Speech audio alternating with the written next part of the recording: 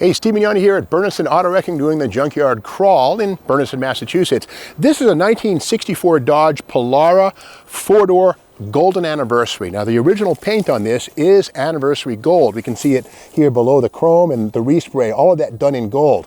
Now of course 1964 was Dodge's 50th or Golden Anniversary.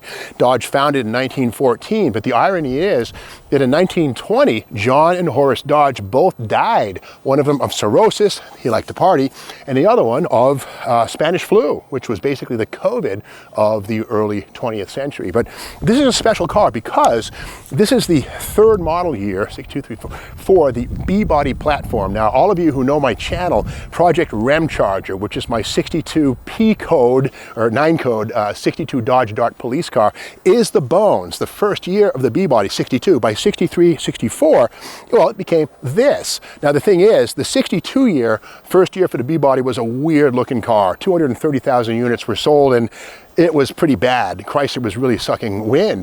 By 1964, the styling became more mainstream and 457,000 64 Dodges were sold, which is twice 1962. So they were on the path to recovery. And a lot of that had to do with the more conventional styling. But this is a four-door hardtop.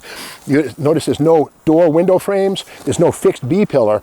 Now, again, 64 was the final year for a B-body Dodge Polara four-door hardtop. You roll these windows down, it's wide open. It's almost as good as having a convertible. But for 65, well, Dodge made the four-door hardtop something available on the full-size C-body line. The B-bodies were all rendered in four-door post-condition sedan. So again, 64 was the last year for a B-body with four-door hardtop styling. And again, this is a Golden Anniversary car in the Anniversary Gold. We see it here. Now, something also in its final year for 64 was the two-piece rear axle. Now, this is an 8 3/4 type axle, but that nut right there is an indicator that this has a hub that presses onto the axle shaft and is secured with this nut and that cotter pin. A nuisance if you have to do any brake work. So for 65, this whole thing here became flat with the recess was gone. But again, this is an example of the nut and cotter pin style 8 3/4. And if you have a max wedge or a Race Hemi car, that's the axle you have to use if you want to be 100% correct. Now at the back of this car, we'll see here, this being a Polara top level model. Again, this is not a Coronet. The Coronet came along in 65 in the B-body midsize car. These would have been a Dodge 330, a Dodge 440, or a Polara 500. There's a Polara, it has 3 taillights. The lesser models, the 330 and the 440, would have had just 2, but again, there's 3 here. This one here is the reverse light, and this chrome bright work here is part of the Polara trim. This one also has the bumper guards right here, part of the Golden Anniversary package, not seen right here on the max wedges and the lesser 330s and 440s. But inside, the same spacious trunk seen, and a lot of room back here. I mean, this is great for sneaking your friends into the movies. Now we can see here, this car was originally built with the AM all transistor radio. Right here is the plastic face for it. Here it is right here, the NORAD numbers, etc. And of course, radio delete is the coolest thing to find if you have.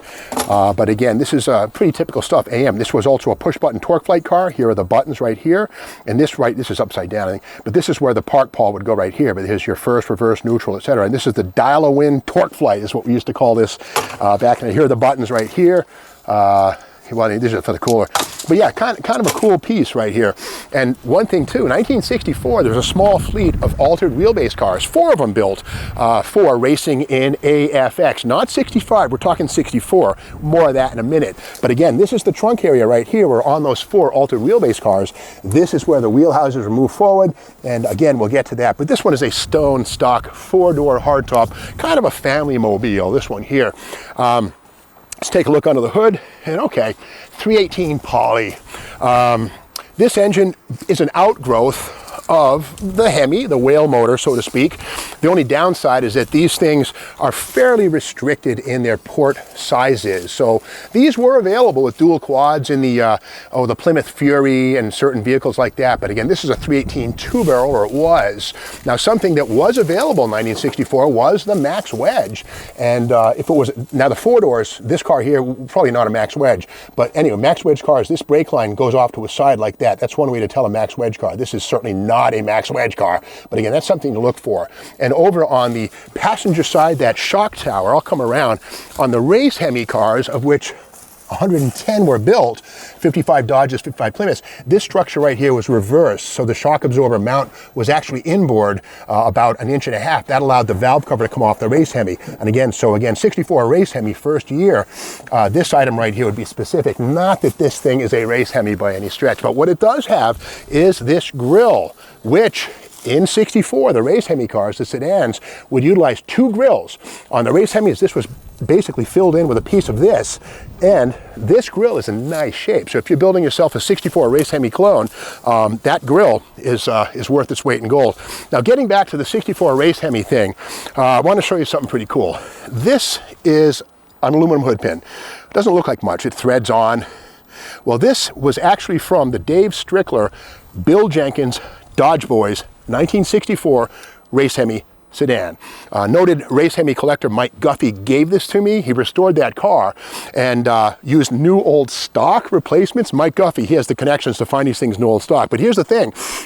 On the 64 Race Hemis, the super stockers, they had wing nuts on all 4 corners of the aluminum hood.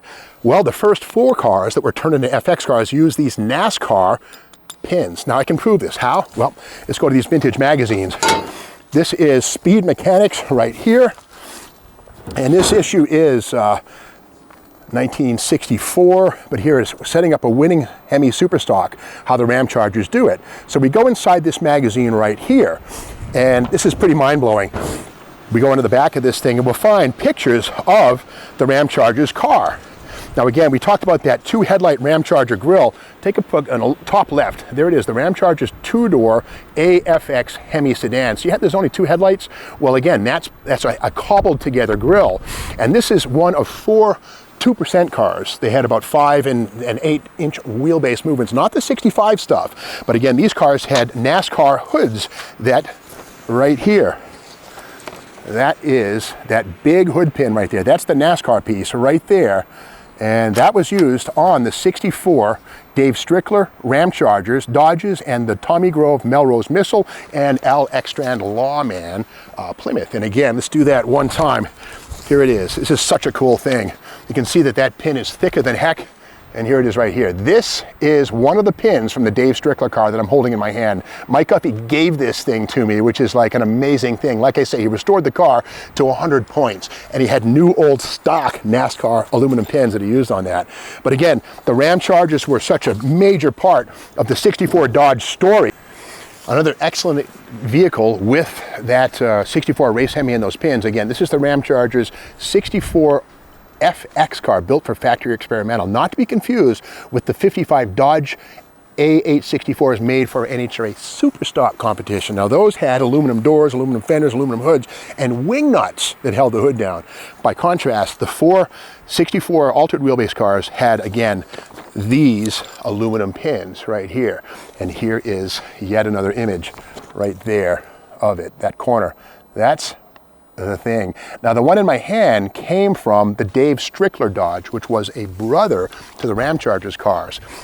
And then again, remember that those cars were built by the Alexander brothers in Detroit for the Ram Chargers and for Chrysler.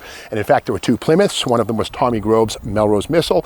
And of course, there was Al Extrand's Lawman. All of those things were made for NHRA AFX racing in 64. And they were precursors to the 1965 altered wheelbase cars that we all know and love, which of course were the first funny cars. But 1964 was a big, big, big year. Now getting back to this 64 Golden Anniversary, we can now see where this grille, again, could be trimmed and reused to make a 64 Race Hemi clone. Or, you know, maybe an actual restoration of a true 64 Dodge, who knows. But one thing we see on this one too is this one has the standard 10-inch drum brakes. 11-inch drums were optional, but we can see this room for my finger between the drum and the wheel right there. That tells us this is a 10-inch drum brake car. The 11-inch drum has almost no room. And again, here's the torsion bar front suspension. So again, while this car is probably a little too far gone for restoration. It is a fact that the two-door posts are so rare now that folks are taking these four doors, hardtops and sedans, and turning them into two doors. The wheelbase, 119 inches, is the same on a two-door or four-door. So people are that desperate that they'll actually take a 64 or 5 two-door or four-door hardtop or sedan and turn it into a two-door. It's actually being done. So that's the story of the 1964 Dodge Polara and my association with Dave Strickler's Dodge Boys car. And keep in mind, Bill Jenkins, known for his Chevys, Grumpy Jenkins, Camaros, you know, the Vega, all that stuff from the 1970s. Well, Jenkins was part of the Dodge Boys team in 1964. He was Dave Strickler's partner in the race team.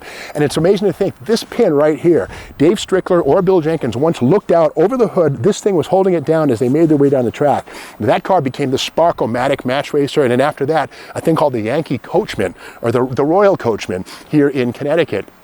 And so this hood pin was on it throughout all those iterations. And again, Mike Guffey, well-known restorer, he has rebuilt the car to 101 points. Beautiful. He didn't want these scarred old nasty things on it. So he had either reproductions or new old stock pieces made. So he gave this to me. This is probably the most treasured thing I have in my life. And now you know why. So if you like this video, well, just subscribe to the Steve Maggs YouTube channel. And there's plenty more where this came from at Bernison Auto Wrecking.